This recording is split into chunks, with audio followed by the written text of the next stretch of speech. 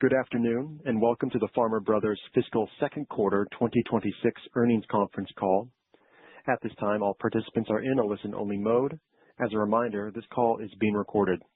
Today, the company filed its Form 10-Q and issued its second quarter results press release, which are available on the Investor Relations section of Farmer Brothers' website at farmerbros.com.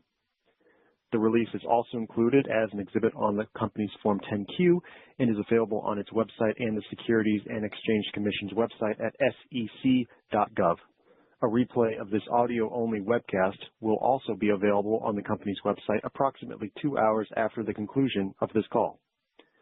Before we begin the call, please note all financial information presented is unaudited, and various remarks made by management during this call about the company's future expectations, plans, and prospects may constitute forward-looking statements for purposes of the safe harbor provisions under the federal securities laws and regulations. These forward-looking statements represent the company's views as of today and should not be relied upon as representing the company's views as of any subsequent date. Results could differ materially from those forward-looking statements. Additional information on factors which could cause actual results and other events to differ materially from those forward-looking statements is available in the company's release and public filings. On today's call, management will also reference certain non-GAAP financial measures, including adjusted EBITDA and adjusted EBITDA margin, in assessing the company's operating performance. Reconciliation of these non-GAAP financial measures to their most directly comparable GAAP measures is also included in the company's release and SEC filings. I will now turn the call over to Farmer Brothers President and Chief Executive Officer, John Moore. Mr. Moore, please go ahead. Good afternoon, everyone, and thank you for joining us. This quarter, as anticipated, was a more challenging one for Farmer Brothers, as we saw pressure across our results due to higher cost inventory flowing through our COGS and continued micro and macroeconomic pressures. Despite these challenges, we continued to see year-over-year improvement in our selling and general and administrative costs, and our gross margin remained above 35%, where we anticipate it will stay for the remainder of the fiscal 2026. Although we maintained solid gross margins and effectively managed our cost structure in a difficult operating environment, our adjusted EBITDA for the quarter was only slightly positive at approximately $500,000. We also saw modest year-over-year decreases in our total coffee pounds and net sales. Coffee pounds decreased just under 3%, while net sales were down 1% to $88.9 million for the quarter compared to the prior year period. The industry also continues to see pressure in terms of downstream consumer behavior. According to a January Conference Board report, U.S. consumer confidence slumped to its lowest level since May of 2014. Likewise, a January statement from surveys of consumers reported that consumers continue to feel pressure on their purchasing power, with national sentiment more than 20% lower than it was a year ago. Despite these challenges, Farmer Brothers remains committed to driving top-line revenue growth and addressing customer and coffee pound degradation.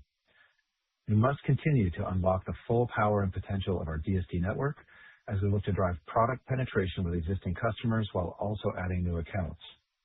Furthermore, we will look to leverage our core coffee capability as we grow our white label customer portfolio and better utilize our world-class SQF and Silver LEED certified Portland roasting facility.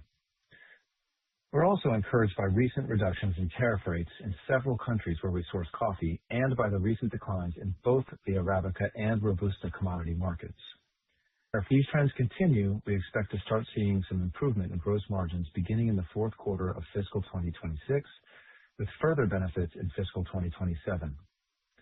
Finally, we continue to evaluate all avenues to maximize shareholder value. In July of last year, we announced the formation of a strategic committee, which remains actively engaged in assessing potential opportunities. We will provide additional information regarding those efforts when appropriate.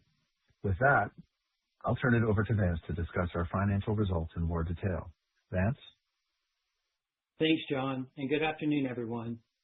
As we communicated last quarter, and as John stated, during the second quarter, we started to more fully realize the impact of green coffee inflation on our cost of goods sold. As such, adjusted EBITDA for the quarter was $484,000 compared to $5.9 million in the prior year period. From a top-line perspective, net sales during the quarter were down 1% to $88.9 million compared to $90 million during the prior year period. As we stated on last quarter's call, due to the rise in green coffee costs and our decision to hold on further pricing actions, we expected a decline in gross margins throughout the year. During the quarter, gross margin was 36.3%, a 680 basis point decline compared to the prior year period. Overall, year-to-date gross margin was in line with our expectation at 38%. We do expect gross margins to remain pressured and average in the high 30s for the fiscal year, but as John mentioned earlier, we do anticipate some relief starting in the fourth quarter due to recent declines in the green coffee market.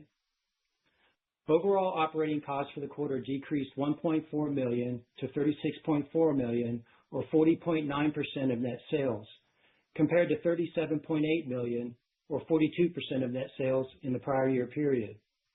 This included a $100,000 decrease in selling expenses and a $700,000 decrease in G&A expenses, primarily due to reduced personnel-related costs. We recorded a net loss of $4.9 million in the second quarter compared to $200,000 of net income in the second quarter of fiscal 25.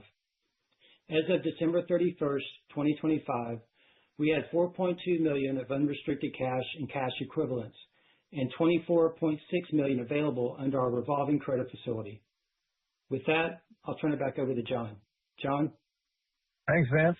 In summary, we did see expected pressure on our overall results during the quarter, but we remain confident we are on the right path. We will continue to focus on controlling what we can control as we work to grow our top line, as well as overall coffee pounds and customer counts in the back half of fiscal 2026 and beyond. With that, I'd like to thank our teams for their continued commitment and execution, and to thank each of you for joining us on the call today. The conference has now concluded. Thank you for attending today's presentation. You may now disconnect.